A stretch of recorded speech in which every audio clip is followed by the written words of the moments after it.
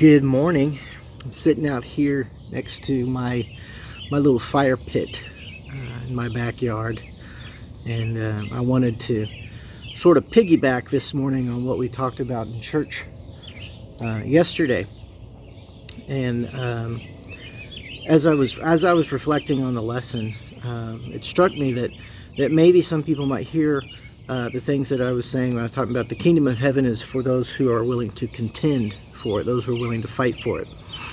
And we can easily get distracted into thinking I've got to earn my way into heaven, like to get into God's presence, and that is not what I was talking about. And some of that is part of who we are. I'm talking about experiencing the fullness of the kingdom here on earth, the kingdom of heaven, being at hand, and being more effective in the kingdom of heaven, being that type of church that earns a great reward. That is done through contending, but being in God's presence is a free gift. And even the contending, the strength and the grace that we use to contend for the kingdom is a gift. It's a grace from God. We don't do anything on our own strength. So I wanted to make that clear. But as I was thinking about that, it struck me that there's this division in our hearts a lot of times where we think, I've got to do this to make God happy. And that just doesn't come from the right place. When we jump to that, how do I make God happy, instead of how do I contend for the kingdom and my effectiveness in the kingdom. When we make that leap to, I got to make God happy by doing better, I got to do better, I got to do better. I don't know how many times people have responded to some of these messages and says, I've got to try and do better. It's not about trying to do better. I mean, it's about transformation. It's about spending time with God and being with Him.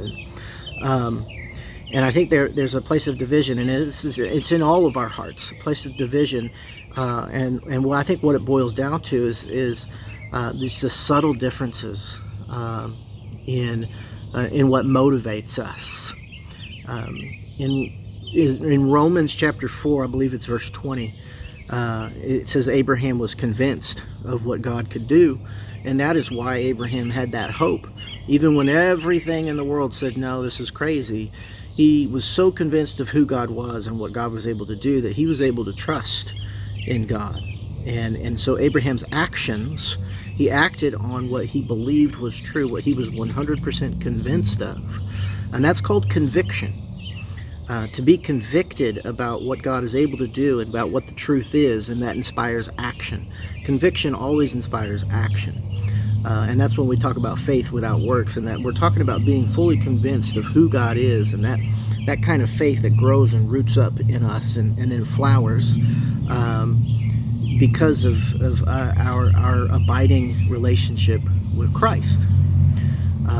But the negative side of that, where we can sometimes produce some similar actions, we can get people to do what it is that God has called them to do, but it won't be born out of conviction. It won't be born out of that deep-rooted faith.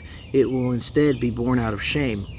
And I have a friend who thinks that shame is fine. If that's what it takes to get people to do stuff, he will shame them into doing it, and he thinks even God can use shame. But I fully disagree with that notion. I think that God doesn't use shame. He uses conviction. He will convince us of what is true, and he will impress upon us what it is we need to do. But shame comes from a different place. Shame comes from a place of performance, trying to make sure that we're making a God who is completely demanding a performance from us, and that is not how God operates. I don't believe that's how God operates. And so I would encourage you today, read that scripture in Romans. I'll put it up on the screen. I'll figure out which one it actually is. But I would encourage you today to put your trust and your hope in God and steep in that relationship. Go deep with God. And then if you go deep with God, He will, after the motorcycle goes away, if you'll go deep with God, He'll go deep with you. And He will transform you from the inside out. And He will turn you into a person, a believer, full of conviction. But it's starting to rain now, so I'll say goodbye to you and bless you. I hope you have a good Monday, and I hope you have a good rest of the week. Bye.